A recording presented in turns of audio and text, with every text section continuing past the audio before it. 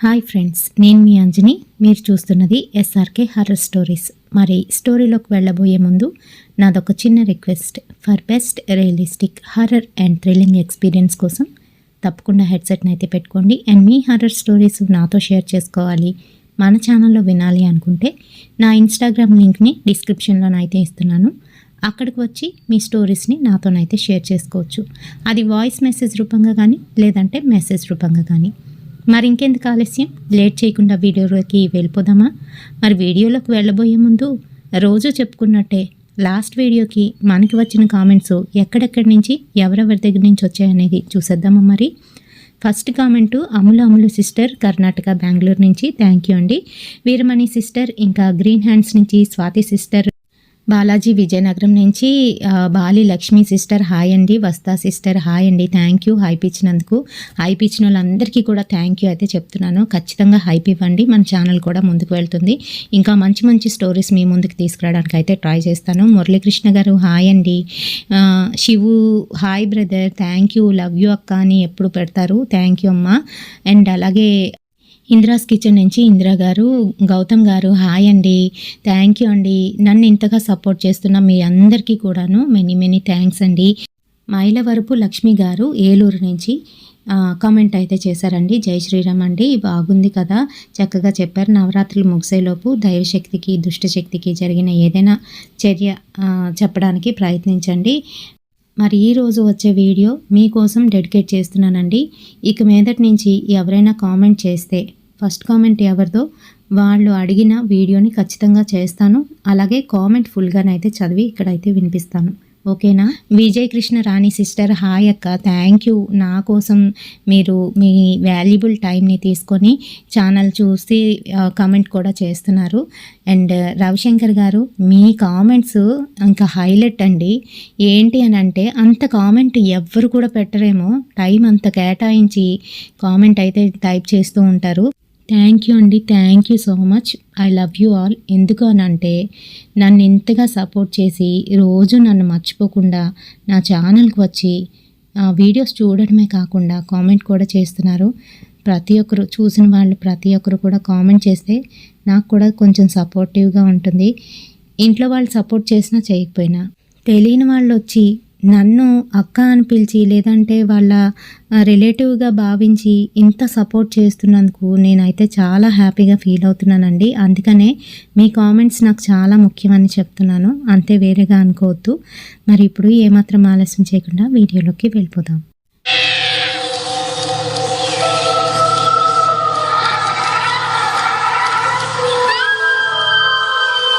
Nineteen 45లో జరిగిన incident అండి ఇది. అయితే నాకు ఒక పెద్దమ్మ అయితే ఇది షేర్ చేశారనమాట. నేను పేరు అయితే ఇక్కడ చెప్పలేను, ఎందుకనంటే వద్దని స్ట్రిక్ట్గా ముందే చెప్పేశారు. ఏంటంటే వాళ్ళ లైఫ్లో జరిగిన, వాళ్ళ మదర్కి ప్రెగ్నెన్సీ టైంలోనే జరిగిన ఒక రియల్ ఇన్సిడెంట్. అప్పుడే మేడ మీద నుంచి కిందకైతే దిగుతున్నాను. అప్పటికి నాకు 14 ఇయర్స్ అయితే ఉంటాయి. అప్పటికే మా వాళ్ళందరూ అక్కడ కిందన ఏదో చేస్తున్నారు. మరి కిందనే బాత్రూమ్ అయితే ఉంటుంది. ఈలోగా నేను గబగబా కిందకి దిగేసరికి అక్కడ ఒక చాటలోని చిన్న పసిగుడ్డ అయితే కనిపిస్తుంది. అది ఎలా ఉంది అని అంటే చిన్న బాల్ లాంటి తల, చీపురు పుల్ల లాంటి కాళ్ళు చేతులు, వేళ్ళైతే అసలు తెలియట్లేదు, ఇంకా చిన్న కడుపు. చూడ్డానికి భయం వేసింది. ఆ చాటకి పూర్తిగా పసుపు అయితే రాశారు. అందులోని ఆ బిడ్డను పెట్టి ఏవో పూజలు అయితే చేస్తున్నారు. అక్కడ మా అమ్మని కూర్చోబెట్టారు. మా అమ్మ నీరసంగా అలానే కూర్చొని ఉంది. మా అమ్మకు పసుపు రాసి బొట్టు పెట్టి అక్కడున్న పెద్దవాళ్ళు దిష్టిలాగా తీస్తున్నారు. ఈలోగా మా పిన్ని నన్ను అయితే చూసింది. ఏ ఎందుకు దిగుతున్నావు, మేడ మీదకి పో, నువ్వైనా ఇక్కడెందుకున్నావు అని గట్టిగా అరుస్తోంది. అది చూసిన మా అమ్మ, వెళ్ళిపో అమ్మా, డాబా మీదకి వెళ్ళిపో, తర్వాత రా అని నీరసంగానైతే చెప్తుంది. ఇంక గబగబా నేను పైకైతే వెళ్ళిపోయాను. నాకు భయం వేస్తుంది. అక్కడ నేను చూసిన ఆ ఇన్సిడెంట్ ఎప్పటికీ మర్చిపోలేనని లక్ష్మి గారైతే మాతో చెప్పారు. అయితే అసలు ఏం జరిగింది అని అంటే అప్పటికి వాళ్ళమ్మకి 5వ నెల. ఆ సమయంలోని ఎలా జరిగిందో మరి తెలీదు కానీ కడుపు అయితే పోయింది. తను ఆ చిన్న బొమ్మలాంటి మనిషిని ప్రసవించింది. మరి దానికే ఏవో పూజలు చేసి వాళ్ళైతే అక్కడ కొన్ని రిచువల్స్ అయితే చేస్తున్నారు. మరి అప్పట్లోని ఏవేవో చేసేవారు, అవన్నీ మనకు తెలియదు కదా. అయితే ఆ తంతు పూర్తయిన తర్వాత మా అమ్మని తీసుకువెళ్ళి లోపలైతే కూర్చోబెట్టారు. ఇంక మెల్లగా మళ్ళీ నేను కిందకైతే వస్తున్నాను. ఈలోగా మా పిన్ని చూసి, ఏయ్ ఇందాకలా ఏం చూసావు నువ్వు అని అడిగింది. నేను తెలివిగా, లేదు పిన్ని, ఏమీ చూడలేదు, అమ్మనెందుకు అలా కూర్చోబెట్టారు అని అడిగాను. ఆ మాటకి అమ్మయ్య అనుకుని మా పిన్ని, ఏం లేదే, అమ్మకి బాగాలేదు కదా, అందుకే అలా కూర్చోబెట్టాం, ఎళ్ళు అమ్మతో మాట్లాడు, లోపల కూర్చుంది అని చెప్తూ నన్నైతే లోపలికి పంపించింది. ఇంకా మిగతా వాళ్ళు అంటే మా అక్క ఇంకా అన్నయ్య అయితే ఉన్నారు నాతో పాటుగా. అయితే వాళ్ళిద్దరూ బయటనైతే ఉన్నారు. అప్పుడే వాళ్ళు కూడాను లోపలికి నాతో పాటుగా వచ్చారు. అమ్మా ఎలా ఉంది అని మా అక్క అయితే అడుగుతుంది. బాగానే ఉందమ్మా, నేను బాగానే ఉన్నాను, వెళ్ళండి వెళ్ళండి అని అంటుంది. ఇంకా ఈలోగా నేను అమ్మ పక్కన కూర్చొని, అమ్మా నీకేమైంది, అయినా ఆ చాటలో ఏంటి అని అడిగేసరికి మా అమ్మ ఒక్కసారి కంగుతింది. చూసేసావా నువ్వు అని అడిగింది. చూశాను. అదేంటమ్మా, నీ కడుపులో ఉన్న బాబేనా అని అడిగాను. అంతే, నువ్వు ఇలాంటి మాటలు మాట్లాడకూడదు, ఎక్కడా చూసానని చెప్పకు, అందరూ తిడతారు అని చెప్తూ నన్నైతే ఆపేసింది మా అమ్మ. ఈలోగా అక్కడికి మా పిన్ని, మా అమ్మమ్మ, ఇంకా మా నాన్నమ్మ, మా అత్తలు కూడా వచ్చేశారు. ఇంకా అందరూ రావడంతోని మా అమ్మ నన్ను నోరు మూసుకో అని సైగ చేసి చెప్పింది. నేనేం మాట్లాడకుండా అక్కడే కూర్చున్నాను. ఏమే, మీ అమ్మకి కాస్త గాలాడిని, నువ్వు బయటికి వెళ్ళి ఆడుకో, ఇక్కడేం చేస్తావు, వెళ్ళు వెళ్ళు అంటూ మా పెద్దత్త అయితే నన్ను తిడుతుంది. సరే అని చెప్పేసి నేను అయితే బయటకు వచ్చాను. కానీ అమ్మ కాసే చూస్తున్నాను. అమ్మ చాలా నీరసంగానైతే ఉంది. అమ్మ దగ్గర కూర్చోవాలంట వాళ్ళు మటుకు అమ్మని వదలట్లేదు. అమ్మ దగ్గర కూర్చొని ఏవేవో కబుర్లు చెప్తున్నారు. ఇంకా నాకు కోపం వచ్చి అక్కడి నుంచి అయితే డాబా మీదకి వెళ్ళిపోయాను. మరి డాబా మీద అన్నయ్య అయితే చదువుకుంటున్నాడు. అక్క ఏదో పని చేస్తుంది. అక్క దగ్గరికి వెళ్ళి, అక్క అమ్మకు అసలు ఏమైందో నీకు తెలుసా అని అడుగుతున్నాను. తెలుసు, నీకు తెలుసా అని అడిగింది. ఎవరో చిన్న బాబు పుట్టి చనిపోయాడు కదా అని అడిగాను. అంతే, నా నోరు మూసేసి పక్కకు తీసుకొచ్చి నీకెలా తెలిసే అని అడుగుతుంది. ఇందాకలా నేను కిందకు వెళ్ళాను కదా, అప్పుడు ఏం జరిగిందో తెలుసా అంటూ మా అక్కకి నేను చూసింది మొత్తం చెప్పేశాను. అంతే, మా అక్క వణికిపోయింది. అమ్మో అలా ఉందా అని భయపడుతుంది. అవునక్క, కళ్ళు కూడా చాలా చిన్న ఉన్నాయి తెలుసా, భయం వేసింది, అసలు బొమ్మలా ఉంది అని చెప్తున్నాను. ఇంకా సరే సరే, దాని గురించి మాట్లాడుకు, అమ్మ తిడుతుంది, సరేనా అంటూ నన్ను లోపలికైతే తీసుకుపోయింది. ఆ రోజు రాత్రి మా ఇంట్లో ఏదో పూజ అయితే చేయించారు. ఆ పూజ అయిన తర్వాత ఇంక మర్నాడు ఎవరింటికి వాళ్ళు వెళ్ళిపోయారు. అమ్మమ్మ మటుకు ఒక 2 రోజులు ఉంటాను నీతోని అని అమ్మతోనే ఉంది. ఆ 2 రోజులు కూడాను మేము అమ్మ పక్కన పడుకోలేకపోయాం. అమ్మమ్మే అమ్మతో ఉండి జాగ్రత్తలేవో చెప్తుంది. ఇంకా 2 రోజుల తర్వాత అమ్మమ్మ కూడా వెళ్ళిపోయింది. అమ్మని చూస్తే ఒక్కొక్కసారి భయం వేస్తుంది. అదేంటి అని అంటే, అప్పటికే మీ ముగ్గురం కాక అమ్మకి నా తర్వాత పుట్టిన పిల్లలందరూ కూడాను చనిపోతున్నారు. అప్పటికి అది 3వసారి. మరి అలా జరుగుతున్న సమయంలో ఇలా ఎందుకు చేశారు, ఏంటవుతుంది అసలు అని నాకైతే చాలా ఆసక్తిగా ఉంది. కానీ ఏ విషయాలు నాకు చెప్పేవారు కాదు. ఆ రోజు రాత్రి మరి అమ్మ పక్కనే పడుకున్నాను. అమ్మా అసలు నీకేమవుతుంది, ఎందుకు అలా జరిగింది అని అడుగుతూ ఉంటే, ఎందుకే నీకు ఇవన్నీని, హాయిగా పడుకో కాసేపు అని అంటుంది తల నిమురుతూ. అలా కాదమ్మా, నీకెందుకు అలా జరిగింది, ఎందుకు ప్రతిసారి అలాగవుతుంది అని అడుగుతున్నాను. పెద్ద ఆరిందలాగా ఎందుకే నీకు ఆ మాటలు, నోరు మూసుకొని పాడుకో అంటూ గట్టిగా గదిమేసింది. సరే అని అమ్మని గట్టిగా పట్టుకొని పడుకున్నాను. మధ్యరాత్రిలోని నా చెయ్యి ఎవరో గట్టిగానైతే నొక్కుతున్నట్టుగా అనిపించింది. లేచి చూస్తే పక్కన మా అమ్మ లేదు. ఎవరో ఒక పెద్దావిడ నా చేతిని గట్టిగా పట్టుకొని నలిపేస్తూ నవ్వుతూ నా మొహంలో మొహం పెట్టి చూస్తుంది. అదొక ముసలమ్మలాగైతే కనిపిస్తుంది. ఇంక నేను అది చూడగానే గట్టిగానైతే అరిచేశాను. ఈలోగా మా నాన్న కిందకు వచ్చి, ఏమైంది నీకు అంటూ దగ్గరికి వచ్చారు. నాన్న నాన్న అంటూ మా నాన్ననైతే పట్టుకున్నాను.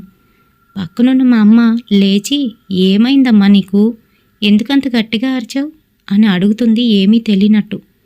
అమ్మా అమ్మా, ఇప్పుడు నిన్ను పట్టుకున్నానా, నువ్వు కాదు, ఎవరో ఒక ముసలావిడుంది ఇక్కడ అంటూ భయపడిపోతూ చెప్పాను. కానీ అమ్మ మటుకు, ఎవరమ్మా, ఎవరూ లేరు, నేనే ఉన్నానిక్కడ, నేను నువ్వే పడుకున్నాం అని నాకెంత సర్ది చెప్తున్నా ఆ రోజైతే నాకు చాలా భయం వేసింది. ఇంకా నాన్నతో కలిసి డాబా మీదకైతే వెళ్ళిపోయాను. ఒక 2 రోజులైతే గడిచింది. సాయంత్రం స్కూల్ నుంచి నేను ఇంటికి రాగానే మా ఇంట్లోని అమ్మ నాన్న ఇలా మాట్లాడుకుంటున్నారు. ఇంకా పెద్దదానికి పెళ్లి చేసేయాలి, దానికి 16వ ఏట ఇప్పుడు. అందరూ అడుగుతున్నారు. ఎవరైనా మంచి సంబంధం తీసుకువస్తే చేసేద్దామని మా నాన్న అంటుంటే అమ్మ మటుకు, మీకు తెలుసు కదా, నాకు మా అన్నయ్య అంటే చాలా ఇష్టం, వాళ్ళ అబ్బాయిని ఇచ్చి పెళ్లి చేద్దామండి, ఎప్పటి నుంచో అన్నయ్య కూడా అడుగుతున్నాడు, ఏమంటారు అని అంటుంది. ఈలోగా మధ్యలోకి నేను వెళ్ళి, అమ్మా, అక్కని బావకిచ్చి పెళ్లి చేస్తారా, బావ ఏమైనా బాగుంటాడా అసలా, అక్క ఎంత బాగుంటుంది అని అంటూ ఉంటే నా నెత్తి మీద ఒకటి కొట్టారు నాన్న. మధ్యలో నీకెందుకు ఇవన్నీని, పక్కకెళ్ళు, చదువుకో అంటూ నన్ను అక్కడి నుంచి పొమ్మన్నారు. ఇంక నేను అక్కడి నుంచి డాబా ఎక్కుతూ ఉంటే మా అక్కేమో పైనుంచి దిగుతూ ఉంది. మా అక్కని ఇలా అంటున్నాను, అక్క, కిందన అమ్మ నాన్న నీ గురించే మాట్లాడుకుంటున్నారు, నీకు బావనిచ్చి పెళ్లి చేద్దామనుకుంటున్నారు, ఈ విషయం నీకు తెలుసా అని అడుగుతున్నాను. ఆ మాటలకి అక్క చిన్నగా నవ్వి, తెలుసులే, వెళ్ళు నువ్వు అంటూ కిందకైతే వెళ్తుంది నవ్వుకుంటూ. నాకేమీ అర్థం కాలేదు.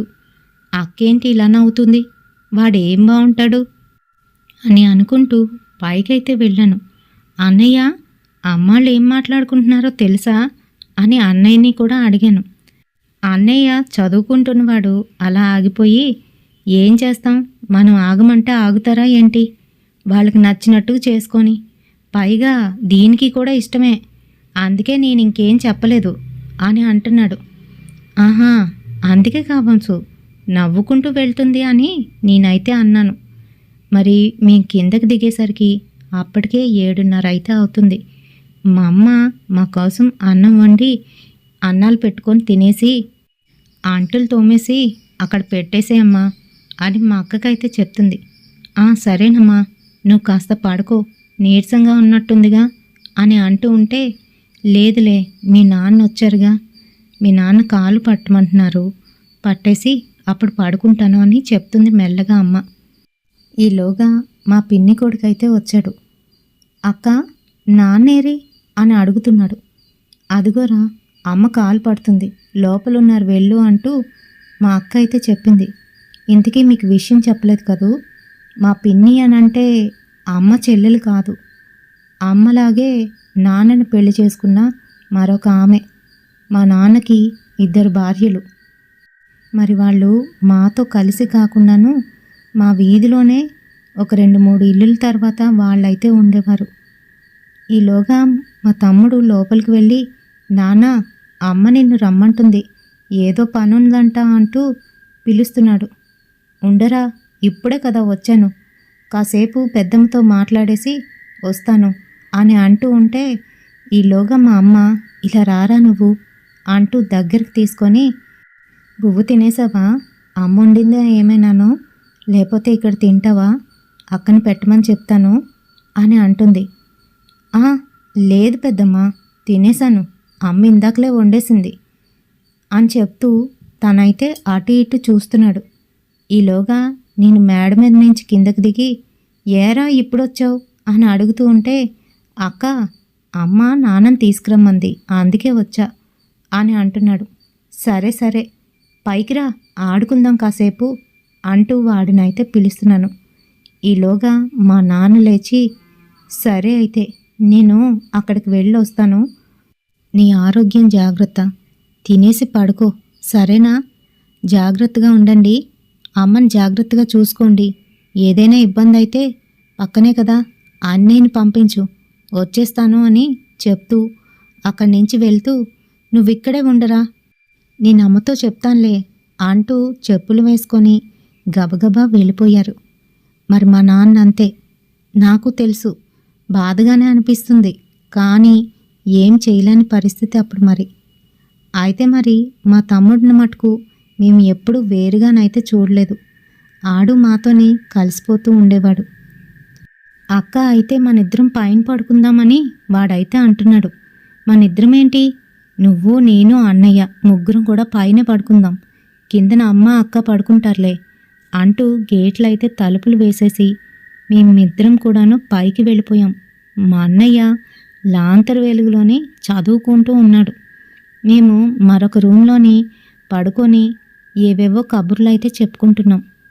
అలాగే మాట్లాడుకుంటూ ఎప్పుడు పడుకుండిపోయాం. మాకు అసలు స్పృహే లేదు. ఈలోగా అది రాత్రి 1 గంట అయితే అవుతుంది. ఆ సమయంలోని మా అమ్మ బాత్రూమ్ కని బయటికైతే వచ్చింది. మరి అలా వచ్చిన అమ్మ గట్టిగానైతే అరిచింది. మేమందరం అమ్మ దగ్గరికి వెళ్ళేసరికే అమ్మ కళ్ళు తిరిగి కింద పడిపోయింది. ఏమైంది అంటూ మేము కంగారు పడిపోతూ అమ్మని జాగ్రత్తగా తీసుకువెళ్ళి లోపలైతే పడుకోబెట్టాం. మా అన్నయ్య, "ఉండండి, నాన్నని తీసుకొస్తాను" అని అంటూ ఉంటే మా అక్క మటుకు, "వద్దురా అన్నయ్య, ఏం పర్వాలేదులే, మళ్ళీ నాన్న తిడతారు, వద్దు" అని అక్క అయితే చెప్తుంది. ఈలోగా మా తమ్ముడు అది చూసి ఏడ్చేస్తున్నాడు. "రే, ఎందుకురా ఏడుస్తున్నావు" అని అంటే, పెద్దమ్మ పడిపోయింది" అంటూ ఇంకా ఏడుస్తున్నాడు. "ఏం లేదు నాన్న, ఏం లేదు, పెద్దమ్మ కళ్ళు తిరిగి పడిపోయింది అంతే, ఏం కాదులే, నువ్వు అక్క వెళ్ళి పడుకోండి" అంటూ మా అక్క అయితే చెప్తుంది. "రే అన్నయ్య, మనిద్దరం ఇక్కడుందాం, కాసేపు అయిన తర్వాత ఇంకా స్పృహలోకి రాకపోతే అప్పుడు నాన్నకు పిలుద్దాం" అని అంటుంది అక్క. "అక్క, ఇప్పుడే పిలిస్తే మంచిది కదా, నాన్న వస్తారు" అని నేను అంటున్నా, "నువ్వు నోరు మూసుకొని తమ్ముడిని తీసుకొని డాబా మీదకి వెళ్ళు" అని నాకైతే చెప్పేసింది. మరి మా అక్క ఏదైనా ఒక మాట అంటే ఆ మాట మేమందరం కూడా జవదాటకుండా పాటించేవాళ్ళం. వెంటనే నేను వాడిని తీసుకొని పైకైతే వెళ్ళిపోయాను. పడుకోవడానికి ప్రయత్నిస్తున్నాను కానీ నిద్ర అయితే పట్టట్లేదు. కళ్ళు మూసుకుంటే 2 రోజుల క్రితం నేను చాట్లో చూసిన ఆ చిన్న బిడ్డే నాకు కళ్ళ ముందు మెదలాడుతుంది. అది అతి భయంకరంగా అలా కనిపిస్తూ ఉంటే నాకైతే భయం వేస్తుంది. మా తమ్ముడు మటుకు ఏడుస్తూ అలానే పడుకుండిపోయాడు. సరే, నేను ఇంకా వాడి కాస్త చూసుకుంటూ కనురెప్పలు వేశానో లేదో నా పక్కన ఎవరో పడుకున్నట్టు చల్లగా ఒక స్పర్శ అయితే నాకు తగులుతుంది. ఊపిరి వదులుతూ ఉంటే ఆ చల్లటి ఊపిరి నా భుజానికి తాకుతుంది. ఇంక నాకు భయం వేసి వెనక్కి తిరిగి చూశాను. అంతే, నల్లటి ఆకారం, అదే ముసలమ్మ వచ్చి మళ్ళీ నా మొహంలో మొహం పెట్టి గట్టిగానైతే నవ్వింది. అంతే మరి, నేను గట్టిగా అరవడం మొదలుపెట్టాను. ఈలోగా తమ్ముడు లేచి మళ్ళీ ఏడ్చేస్తున్నాడు వాడు. కిందనున్న అన్నయ్య పరిగెట్టుకొని పైకైతే వచ్చాడు. "ఇప్పుడు మీకేమైంది, అంత గట్టిగా అరిచావు" అని అరుస్తున్నాడు. "అన్నయ్య, నాకు ఇక్కడ భయం వేస్తుందన్నయ్య, ఇక్కడ ఎవరో ఉన్నారన్నయ్య, ఎవరో ఒక ముసలమ్మ ఇక్కడే నా వెనకాల పడుకుంది, నన్ను చూసి వికారంగా నవ్వుతుందన్నయ్య" అని వాడికైతే చెప్తున్నాను. ఇంకా అన్నయ్య, సరే పదండి, కిందన పడుకుందాం, పదండి, అందరం కలిసి పడుకున్నట్టుగా ఉంటుంది, ఎవరికి ఏ భయం వేయదు, పదండి అంటూ మమ్మల్ని అయితే కిందకి తీసుకుపోయాడు. ఈలోగా అమ్మ కూడా మేల్కొంది. మంచినీళ్ళు తాగి కూర్చొని ఉంది. ఏమ్మా అంత గట్టిగా అరిచావు అని నీరసంగా అడుగుతుంది. అమ్మా అంటూ అమ్మనైతే గట్టిగా పట్టుకొని ఏడ్చేస్తున్నాను. ఏం తల్లి, ఏమైందమ్మా అని అంటూ ఉంటే, ఏమోనమ్మా, డాబా మీద ఒక ముసలావిడ నన్నే చూస్తూ వికారంగా నవ్వింది. నాకు భయం వేసింది. నా వెనకాతలొచ్చి పడుకుందమ్మా అని నేనైతే చెప్తున్నాను. సరే సరే, దా నా పక్కన పడుకో.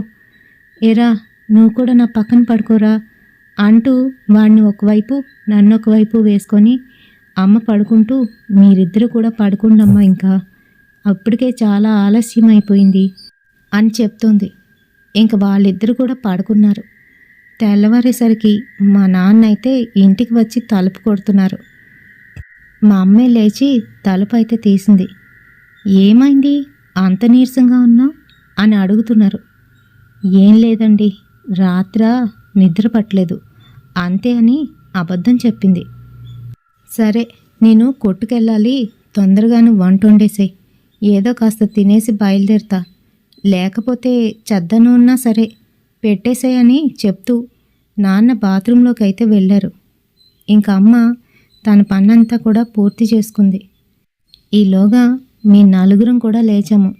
పాపం అక్క తొందరగానే లేచేది, అమ్మకు సహాయం కూడా చేసేది. అలాంటిది రాత్రి ఆలస్యం అవ్వడంతోనే ఆ రోజైతే లేవలేకపోయింది. మా నాన్న వచ్చి, ఏమైంది నాన్న, ఇంతవరకు పడుకున్నావు అని మా అక్కనైతే అడిగారు. లేదు నాన్న, రాత్ర అమ్మ కళ్ళు తిరిగి పడిపోయిందని చెప్పేసింది. ఏమైంది, కళ్ళు తిరిగి పడిపోయావా? మరి నాకు చెప్పలేదే, నన్ను పిలవాల్సిందిగా అని కోప్పడుతున్నారు అక్క మీద, అన్నయ్య మీద.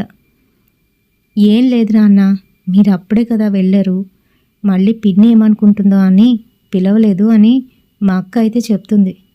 సరే సరే, ఇప్పుడు ఎలా ఉంది, బాగుందా? బాబును తీసుకొని హాస్పిటల్కి ఏమైనా వెళ్తావా, డబ్బులు ఇవ్వనా అని అడుగుతున్నారు. మా నాన్న అలానే ఉండేవారు. అవసరం లేదండి, అదేం లేదు అంటూ పక్కకు పిలిచి, రాత్ర ఏదో నల్లటి ఆకారం నేను బయటికి వచ్చేసరికి అక్కడి నించొని కనిపించిందండి, అది చూసి భయపడి కళ్ళు తిరిగి పడిపోయాను అని మా అమ్మ అయితే చెప్పిందంట. మరి మా నాన్న, అదేం లేదు, నీకు నీరసంగా ఉండటం వల్ల అలా అనిపిస్తుందేమో అని తేలిగ్గా తీసి పారేశారు నాన్న. ఇంకా అందరూ లేచారు కానీ నేను మటుకు లేవకుండా ఇంకా అలానే ఉన్నాను. ఈలోగా అమ్మ నా దగ్గరికి వచ్చి, ఏ తల్లి లేమ్మా, తెల్లవారింది, స్కూల్కి వెళ్ళవా ఏంటి అని అంటుంది. నేనైతే కదలకుండా మెదలకుండా అలానే ఉన్నాను. నా ఒళ్ళు కాలిపోతుంది. అది చూసిన అమ్మ, ఏమండి కొట్టుకు వెళ్ళిపోతున్నారా, ఆగండి, దీనికి ఒంట్లో బాగాలేదు, జ్వరంగా ఉన్నట్టుంది అని చెప్తుంది. నేనిప్పుడు తొందరగా వెళ్ళాలి, ఇదిగో 2 రూపాయలు ఇస్తున్నాను, బాబు నువ్వు కలిసి వెళ్ళి హాస్పిటల్కి తీసుకువెళ్ళండి, ఈ ఒక్కరోజే కదా, వాడిని కాలేజీ మానేమని చెప్పు అని అంటున్నాడు. ఏమండి, వాడికి ఏవో పరీక్షలు ఉన్నాయండి, వాడు రాడు, నేనే తీసుకువెళ్ళాలి, పైగా ఎండ కూడా ఉంది అని చెప్తున్నా, ఏం పర్వాలేదులే, వాడిని మానేమను, లేకపోతే నువ్వే తీసుకువెళ్ళు, నాకు పనుంది అనుకుంటూ అక్కడి నుంచి అయితే వెళ్ళిపోయాడు. ఇంకంతే, చేసేది లేక అమ్మే నన్ను తీసుకొని రిక్షా తీసుకొని హాస్పిటల్కి అయితే తీసుకువెళ్ళింది. అది గవర్నమెంట్ హాస్పిటల్, మరి దానికైతే డబ్బులు అవ్వలేదు కానీ మందులకి డబ్బులు అవుతాయి కదా, మందులు తీసుకొని ఇంటికైతే వచ్చేసాం. ఈలోగా అక్క మా కోసం భోజనం తయారు చేసింది. ఇంక మేము కూర్చొని తింటూ ఉంటే నేనైతే తిన్నదంతా కక్కేశాను, దాంతోపాటు రక్తం కూడా కక్కుకున్నాను. అంతే మరి, అమ్మ అది చూసి భయపడిపోయింది. అమ్మ, ఎవరైనా ఉంటే తోడిచ్చుకెళ్ళి నాన్నకి పిలుచుకొని రామ్మా, చెల్లికి అస్సలు బాలేదు, ఇదిగో వాంతి చేసింది, పైగా రక్తం వాంతి చేసుకుంది అని చెప్తుంది. సరేనమ్మా అంటూ మా అక్క అయితే పాపం షాప్ వరకు వెళ్ళిపోయింది. మా నాన్నని రమ్మంటే ఏం చేస్తాను, నేను వచ్చి ఏం చెయ్యాలి, ఇందాకలే హాస్పిటల్కి తీసుకెళ్ళాను అంటున్నారు కదా, మందులు వేయండి, అదే తగ్గిపోద్ది అని అసలు పట్టించుకోకుండా జవాబిచ్చి పంపించేశారు. ఇంకా ఇంటికి నీరసంగా అయితే వచ్చింది అక్క. అదే విషయాన్ని అమ్మకైతే చెప్పింది. అమ్మ ఏడుస్తూ, అయ్యో నా కూతురికి ఏమైపోతుందో అని భయపెట్టుకుంది, బెంగపడిపోతుంది. నన్ను తీసుకువచ్చి మంచం మీద పడుకోబెట్టింది. నేను అప్పటికే ఏవేవో మూలుగుతూ ఉన్నాను. ఇంకా కాసేపటికి 2:30 అయితే అవుతుంది. అది మధ్యాహ్నం కావడంతో తన పనులన్నీ చేసుకొని అమ్మ వచ్చి నా పక్కనే పడుకుంది. మళ్ళీ కొంతసేపటికి నన్ను ఎవరో గట్టిగా గొంతు నిలమేస్తున్నట్టు నాకు ఊపిరి అందకుండా నొప్పెడుతుంది. కళ్ళు తెరిచి చూసేసరికి పక్కనే ఆ ముసలావిడ నా గొంతు నిలమేస్తుంది. పైగా గట్టిగా నవ్వుతుంది. నేను లేవడానికి ఎంత ప్రయత్నిస్తున్నా లేవలేకపోతున్నాను. పక్కనే ఉన్న అమ్మని ఎంత లేపుదామని ప్రయత్నిస్తున్నా అస్సలు లేపలేకపోతున్నాను. ఇంక కొంతసేపటికి మా అమ్మ ఎందుకో లేచి చూసేసరికి నేను నిద్దట్లోనే అటు ఇటు కొట్టుకుంటూ యూరినేట్ కూడా చేసేసానంట. అంతే మరి. అమ్మ లేచి నన్నైతే లేపింది. ఏమైపోతుంది నీకు అంటూ ఏడుస్తోంది. ఈలోగా అక్క కూడా వచ్చింది. అయ్యో ఏమైందమ్మా నీకు, దా ఇలా అంటూ నా బట్టలు అయితే మార్చింది. ఇంక నేను అప్పటికే తేలిపోతున్నాను. కాళ్ళు భూమి మీద ఉన్నప్పటికీ కూడా ఏదో ఆకాశంలో ఎగురుతున్నట్టుగా బాడీ అంతా కూడాను బాగా తేలిక అయిపోయింది. ఈలోగా దేవుడు పంపించినట్టు మా మామయ్య అయితే ఇంటికి వచ్చాడు. ఏమైంది చిన్నికి అని అడుగుతూ ఉంటే, ఏమోరా తెలీదు, నిన్న రాత్రి భయపడుతూ కిందకు వచ్చేసింది. ఆ తర్వాత నుంచి ఇదిగో ఇలా. మీ బావగారు చూస్తే తన సంగతి నీకు తెలిసిందే కదా అంటూ మా అమ్మ ఏడుస్తోంది. ఏడకక్క, ఏముంది నేను తీసుకువెళ్తానులే అంటూ మా మామయ్య నన్ను మళ్ళీ హాస్పిటల్కి అయితే తీసుకువెళ్ళాడు. అక్కడ డాక్టర్ గారు అంతా చెక్ చేసి, ఈ అమ్మాయికి ఏం లేదండి, మామూలు జ్వరమే, ఇందాకలే వచ్చారు, ట్యాబ్లెట్లు కూడా ఇచ్చాము, అయినా ఎందుకు ఇలా జరుగుతుంది అని అనుకున్నారు. నాకేదో ఒక ఇంజెక్షన్ వేసి ఇంటికైతే పంపించేశారు. మామయ్య ఇంటికి తీసుకొచ్చిన తర్వాత, అక్క అసలు నువ్వెలా ఉన్నావో నీకైనా అర్థమవుతుందా, నీ పరిస్థితి ఒకసారి చూసుకున్నావా, అసలు నువ్వులా లేవు అని అంటున్నాడు. ఏమైందిరా, బాగానే ఉన్నాను, కాస్త ఒంట్లో నలతగా ఉందిగా, అందుకే అలా కనిపిస్తున్నాను అని మా అమ్మ అయితే అంటుంది. లేదక్క, నాకేదో అనుమానంగా ఉంది. అయినా నేను ఇప్పుడు ఎందుకు వచ్చానో తెలుసా, దసరా నవరాత్రులు రాబోతున్నాయి కదా, అమ్మ నిన్ను ఇంటికి తీసుకురమ్మంది. పిల్లలతో పాటు వచ్చే అక్క, పెద్దోడికి ఎలాగా వాడికి పరీక్షలు అంటున్నావు కదా, పరీక్షలు అయిపోయాక వాడికి ఎలాగా తెలుసు కాబట్టి వాడొక్కడే వచ్చేస్తాడు, మీరు ముగ్గురు వచ్చేయండి అక్క అని అంటున్నాడు. సరేరా మీ బావగారిని అడిగి అని అంటూ ఉంటే, బావగారిని నేను అడుగుతాను, నువ్వేం కంగారు పడకు అంటూ మా నాన్న వచ్చే వరకు ఆగారు. ఆ తర్వాత, బావా దసరా కదా, అక్కని పిల్లని ముందే ఇంటికి తీసుకువెళ్ళిపోతాను, తర్వాత నువ్వు బాబు వచ్చేయండి, ఇప్పుడు నేను తీసుకువెళ్తే అక్కడ ఉన్న వాళ్ళందరూ సంతోషిస్తారు, పైగా శరన్నవరాత్రులు మా ఊర్లో ఘనంగా జరుగుతాయి, నీకు కూడా తెలుసు కదా, అక్కడున్న మా ఊరి దుర్గాలమ్మ పండుగ చాలా ఘనంగానైతే చేస్తారు, అందుకనే అని అంటున్నాడు. ఆ మాటలకి సరే నాకేం పని లేదు, నేను మీ చిన్నక్క ఉంది కదా వాళ్ళ ఇంట్లో ఉంటానులే, పెద్దోడు కూడా అక్కడికి వచ్చేస్తాడు, సరే తీసుకువెళ్ళు అంటూ చెప్పేశారు. అంతే. నాకైతే జ్వరంలో ఉన్నా కూడాను ఎంతో సంతోషం అనిపించింది. మరి అమ్మమ్మ ఊర్లోని దుర్గాలమ్మ పండుగ చాలా ఘనంగానైతే జరుగుతుంది. అక్కడికి జాతర కూడా అవుతుంది. మరి ఆ జాతరకి నాకు వెళ్ళడం చాలా ఇష్టం. నాన్న కూడా సరే అనడంతో మేమైతే బ్యాగుల్లోని బట్టలు అవి పెట్టుకొని ఆ రోజు సాయంత్రమే బయలుదేరిపోయాం. ఊరికి వెళ్ళానో లేదో నాకు జ్వరం అయితే తగ్గిపోయింది. నేను ఇప్పుడు బాగానే ఉన్నాను. మా అమ్మ కూడాను అందరితో బాగానే మాట్లాడుతుంది, కానీ కొంచెం నీరసంగానైతే కనిపిస్తుంది. మా అమ్మని చూసిన వాళ్ళందరూ కూడాను, ఏంటి శ్యామలా ఇలాగైపోయావు, ఏమైంది నీకు అని అడుగుతున్నారు. ముసలిదాల్లాగా అయిపోయావు, అబ్బా ఎంత అందంగా ఉండేదానివి, వాడి చేతిలో పడిన తర్వాత నీ కష్టాలు అందరికీ తెలుసమ్మా అని అంటున్నారు ఇరుగు పొరుగు వాళ్ళు. ఆ మాటలకి అదేం లేదు పిన్ని, బాగానే ఉన్నాను, ఆయన నన్ను బాగానే చూసుకుంటున్నారు, మా చెల్లిని నన్ను ఇద్దరిని ఒకేలా చూసుకుంటారు అని అమ్మ అయితే అంటుంది. ఆ మాటలకి ఊరుకో అమ్మా, సొంత చెల్లెలే సవతిగా వస్తున్న ఈ కాలంలోనే అసలు ఎవరూ ఒప్పుకోవట్లేదు. అలాంటిది ఎవరో ఒకరిది నీ మొగుడిని వలవేసి పట్టుకుపోయింది, అయినా కూడా దాన్ని ఏమనో నీ మొగుడిని ఏం అననివ్వు అంటూ వాళ్ళైతే అనుకుంటున్నారు. ఇంకా మాటలకి అమ్మ అక్కడ ఉండకుండా లోపలికైతే వచ్చేసింది. మరి మర్నాడు నుంచి దసరా శరన్నవరాత్రులు అయితే మొదలవుతున్నాయి. నేను అమ్మ అక్కడ ఉన్నంతసేపు మాకైతే ఎటువంటి ఇబ్బంది కలగలేదు. కానీ ఆ రోజు శరన్నవరాత్రుల్లోని ఆఖరి 3 రోజులు అత్యంత శక్తివంతమైనవి. అష్టమి, నవమి, దశమి. మరి ఆ 3 రోజులు కూడాను ఇంకా ఎక్కువగానైతే అక్కడ జాతర జరుగుతూ గుడిలోని అసలు ఖాళీయే ఉండదు. అలాంటి సమయంలోని గుళ్ళోని పూజారి గారితో పాటు కొంతమంది ఆడవాళ్ళు వాళ్ళకి ప్రతి సంవత్సరం కూడాను అమ్మవారు అయితే పూనుతుంది. మరి వాళ్ళు కూడాను అక్కడే ఉంటారు అమ్మవారికి సేవలు చేసుకుంటూ. భవానీ మాలలు వేసిన వాళ్ళు కూడాను గుడిలోనే మరొక ప్రాంగణంలో ఉంటూ అమ్మకి సేవలు చేస్తూ ఉంటారు. ఆ సమయంలోని నేను అమ్మ అష్టమి రోజున అమ్మవారికి పూజ చేయిద్దామని కొబ్బరికాయలు అట్టుపళ్ళు పట్టుకొని గుడికైతే వెళ్ళాం.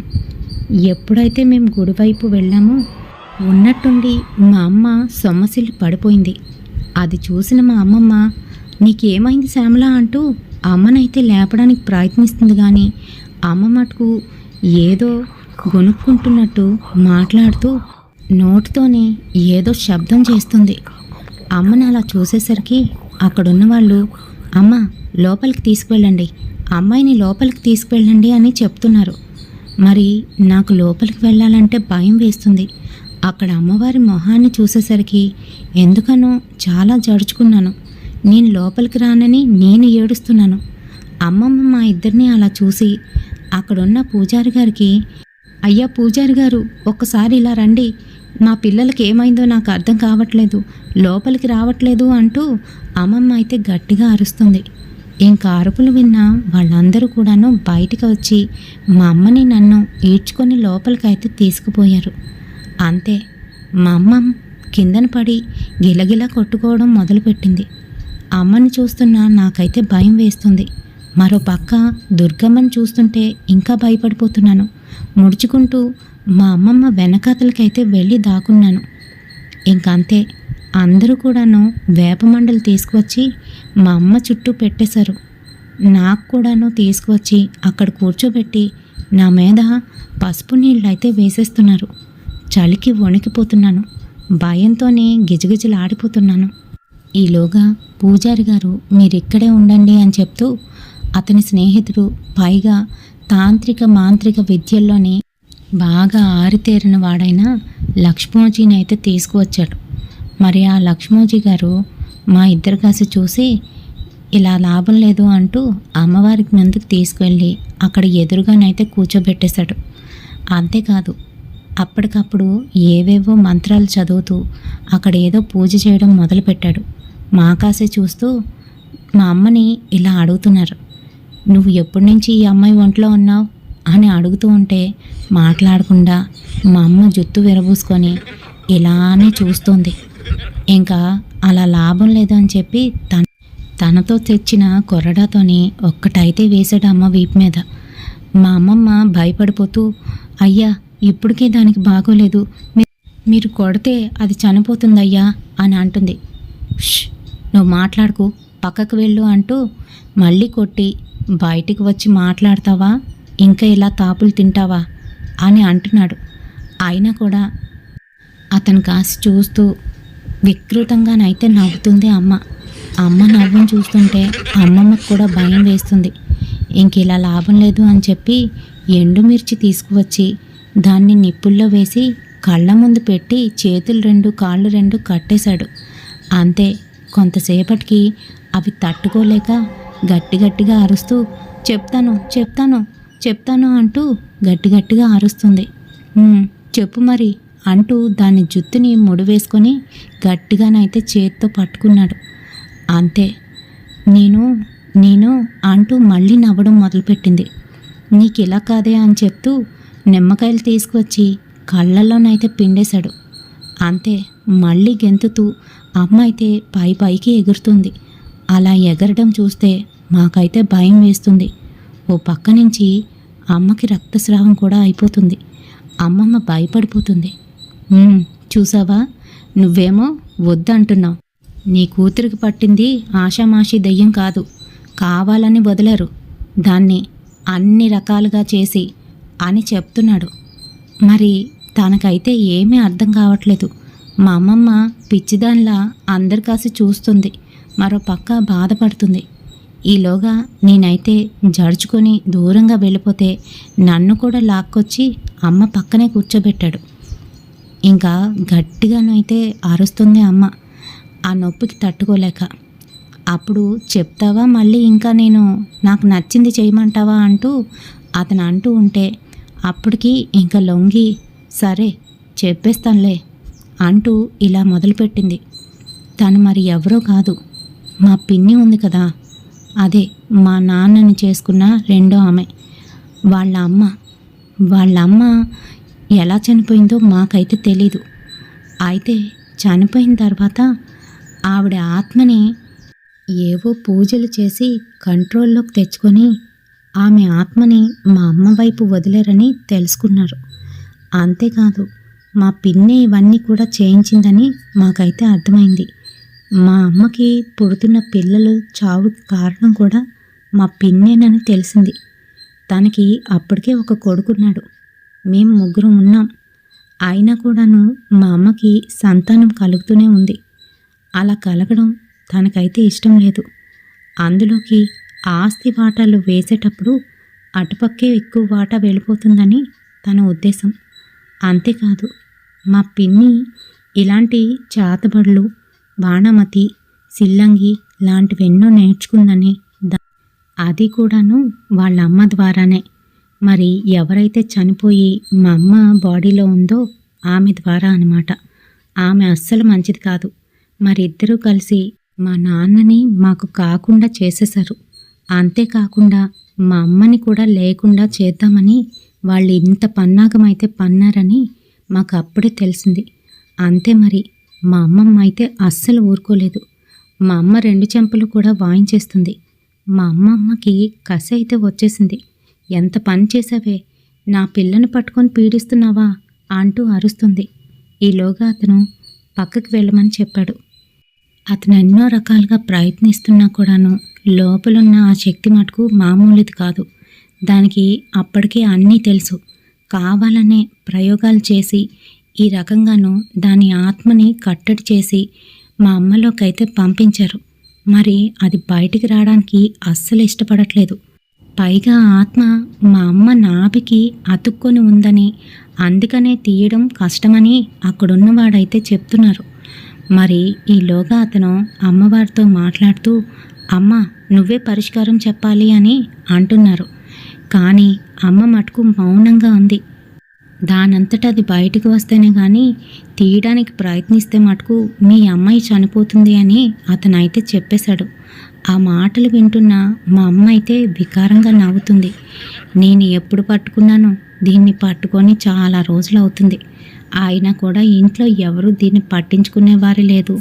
దీని ఆత్మని నాతో పాటు తీసుకుపోతా, నాకు బానిస కింద చేసుకుంటా. నీ కూతురు ఎప్పుడూ మాకు బానిస అని మా అమ్మమ్మ కాసి చూస్తూ నవ్వుతూ అంటూ ఉంటే మా అమ్మమ్మకి కోపం వచ్చేస్తుంది. మా అమ్మని కూడా చూడకుండా దగ్గరికి వెళ్ళి కొట్టడానికైతే వచ్చేసింది. ఈలోగా అక్కడున్న ఆయన ఆపుతూ అలా కాదమ్మా ఆగు అంటూ మళ్ళీ ఇంకా ఏదో మాట్లాడుకొని సరే ఈ రాత్రికి ఇక్కడే ఉండిద్దాం అమ్మాయిని, అమ్మాయితో పాటుగా మీరు కూడా ఉండండి, భవానీలు కూడా ఉన్నారు కాబట్టి ఏ ఇబ్బంది కలగదు అని చెప్తున్నారు. మరి పాపని కూడా ఇక్కడే ఉంచండి అని చెప్పారు. ఆ విషయం విన్న మా అమ్మమ్మ ఇదెందుకు అని అంటుంది. మీకు తెలియని మరొక విషయం ఉంది. ఆ పిల్లని కూడా పట్టుకుపోవడానికి ఎన్నో ప్రయత్నాలు చేస్తుంది ఆ ముసలిదాయి అని అతనైతే చెప్పాడు. అంతే, మా అమ్మమ్మ షాక్ అయిపోయింది. నేనైతే గజగజలాడిపోతున్నాను. నాకైతే ఏమీ అర్థం కావట్లేదు.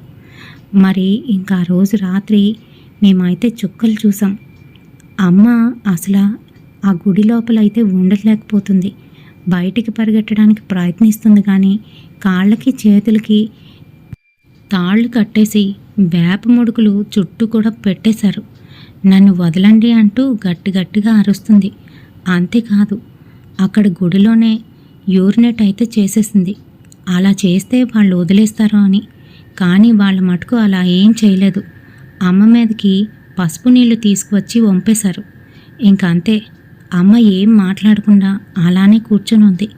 కాసేపు నన్ను చూస్తూ దగ్గరికి రా చిన్ని, దా వెళ్ళిపోదాం ఇక్కడి నుంచి, ఎందుకు ఇక్కడికి వచ్చాం, వెళ్ళిపోదాం అని అంటుంది. మరికొంతసేపటికి ఏంటేంటో తనలో తానే మాట్లాడుకుంటుంది.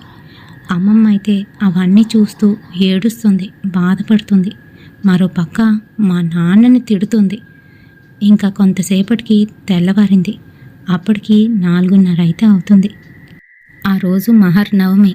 మరి అమ్మవారిని చక్కగా అలంకరిస్తున్నారు. ఓ పక్క నుంచి ధూపం అయితే వేస్తున్నారు.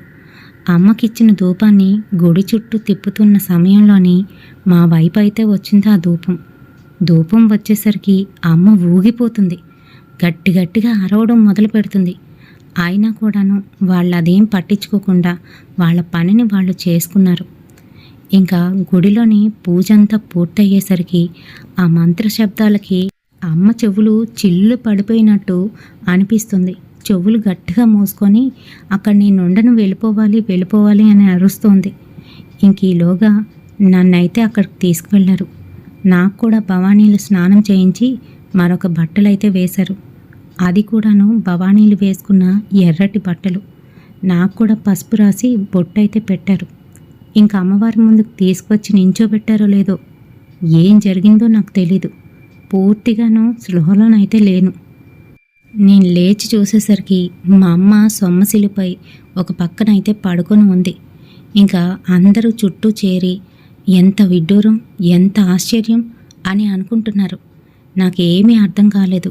అందరు కాసి బిక్కుమనుకుంటూ చూస్తున్నాను. నా ఒళ్ళంతా పూర్తిగా తడిచిపోయి ఉంది. నా చేతుల్లోని వేప కొమ్మలు అయితే ఉన్నాయి.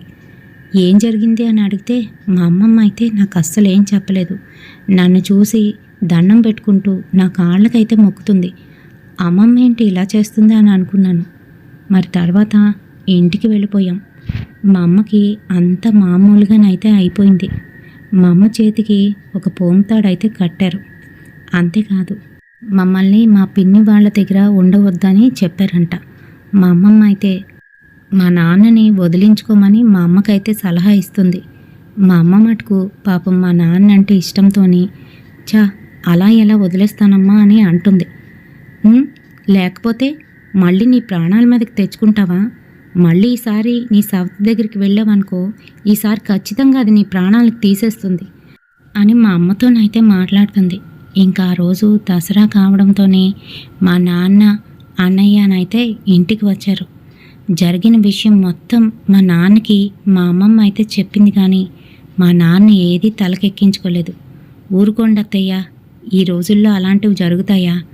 అయినా మీరేదో తప్పుగా ఆలోచిస్తున్నారు. శ్యామలకి తన వలన ఎటువంటి ఇబ్బంది లేదు. తనంటే ఇష్టమే. ఇద్దరూ సొంత అక్క చెల్లెళ్ళలాగా ఉంటారు అని ఏవేవో మాట్లాడుతున్నాడు. ఇంకా మా అమ్మమ్మకైతే అర్థమైపోయింది, ఇతను ఇలా మాటలతో చెప్తే అర్థం చేసుకోలేడు అని. మా అమ్మాయిని నేను ఇంక పంపించను అని కరాఖండిగానైతే చెప్పేసింది. అదేంటత్తయ్య అలా మాట్లాడతారు? 3 పిల్లలున్నారు.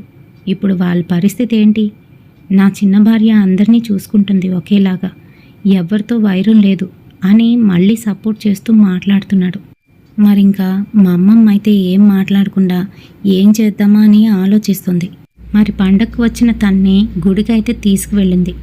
గుడిలోని ఆ పూజారి గారు తనని చూసి సరేనంటూ పక్కకు పిలిచి మా అమ్మమ్మ చేతిలోని ఏదో ఒక పొట్లం పెట్టి, ఇది మీ అల్లుడు తాగే పాలల్లో కలిపి ఇచ్చేసేయండి. మీ అల్లుడికి పట్టింది వదిలేస్తుంది. వాడు మందు ప్రయోగంలో ఉన్నాడు. అందుకే అలా మాట్లాడుతున్నాడు అని అమ్మమ్మకైతే ఇచ్చారంట. మరి ఇంటికి వచ్చిన తర్వాత అమ్మమ్మ అలానే పాలలోని అది కలిపేసి ఇచ్చేసింది మాకెవరికీ తెలియకుండా. నాన్న అది తాగగానే వాంతి అయితే చేసుకున్నారు. అందులోని మాంసం ముక్కలు గారెలు అయితే తిన్నట్టుగా ఎలా తిన్నారో అలానే కక్కేశారు. మరి అవి ఎప్పుడు తిన్నారో ఎక్కడ తిన్నారో మాకైతే తెలీదు. ఇంకా నాన్న అలా కక్కుతూ ఉంటే అక్కడ వాసన విపరీతంగా వచ్చేస్తుంది. మరి కాసేపటికి అటు ఇటు తిరిగి బాగా నీరసంగా ఉంది, నేను డాబా మీద పడుకోను, ఇక్కడే పడుకుంటానని కిందనైతే పడుకున్నారు నాన్న అన్నయ్య. అదే వాళ్ళ దేవుడి గదిలోని అమ్మవారిని అయితే పెడతారు, అక్కడైతే పడుకున్నారు. మిగతా వాళ్ళందరం కూడాను బయటను పడుకున్నాం. అది తెల్లవారు 4 గంటలైతే అవుతుంది. ఆ సమయంలోని మా నాన్న పక్కనే వచ్చి ఎవరో నించున్నట్టుగానైతే అనిపించిందంట. మా నాన్న కళ్ళిప్పి చూసేసరికి చేతిలోని ఒక ఈట పట్టుకొని చేతి నిండా గాజులు, ఒళ్ళంతా పసుపు రాసుకొని పెద్ద బొట్టు పెట్టుకొని పసుపు రంగు చీరలోని నాన్న ఎదుటిన నించొని నవ్వుతూ కనిపించిందంట. నాన్న లెగిచి, ఎవరమ్మా నువ్వు, ఇక్కడికి వచ్చావేంటి అని అంటూ ఉంటే, నేను రావడం ఏంటి, మీరే నేనున్న దగ్గరికి వచ్చారు అని అందంట. మేమెక్కడికి రావడం ఏంటమ్మా, నువ్వే కదా ఇక్కడున్నావు అని అంటున్నారు ఆయన.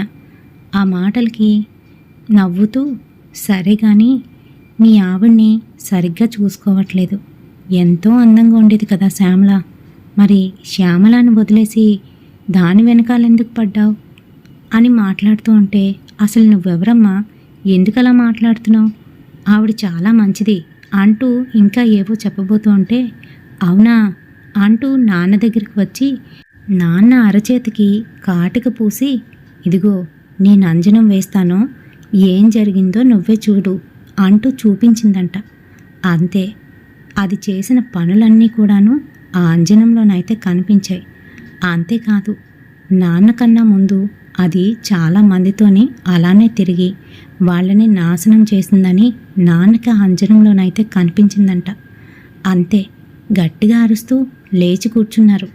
చుట్టూ చూస్తే చీకటిగా ఉంది. మరి ఆ మూలన అమ్మవారికి ఉపారం పెట్టిన దగ్గర ఆ కుండ దగ్గర పెట్టిన దీపం అలానే వెలుగుతూ ఉంది. ఆ వెలుగులోని అమ్మవారు దగదగా మెరుస్తూ, అందులోని అమ్మవారి రూపం కనిపించి మాయమైందంట. అదే ఆ అమ్మాయి రూపం. అంతే, అతనికి ఏదో అర్థమైంది. దండం పెట్టేసరికి చేతికున్న కాటుకైతే కనబడుతుంది. అంతే, ఆయనకి పూర్తిగా అర్థమైపోయింది. అంటే ఆ తల్లి నాకు సత్యం చూపించింది అంటూ వెంటనే లెగిచి అక్కడికి వెళ్ళి దండం పెట్టుకుంటూ మా దగ్గరికి వచ్చి మా అందరినీ కూడా లేపారు. జరిగిన విషయం మొత్తం చెప్తున్నారు.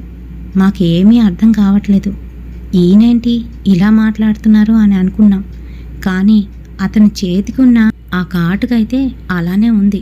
అది చూపించి, ఇదిగో ఇదే నిదర్శనం అంటూ ఆయన అయితే గుంజీలు తీస్తూ అమ్మవారి ముందుకు వెళ్ళి, క్షమించు తల్లి క్షమించు, నేనే తప్పు చేశాను అని అంటున్నారు.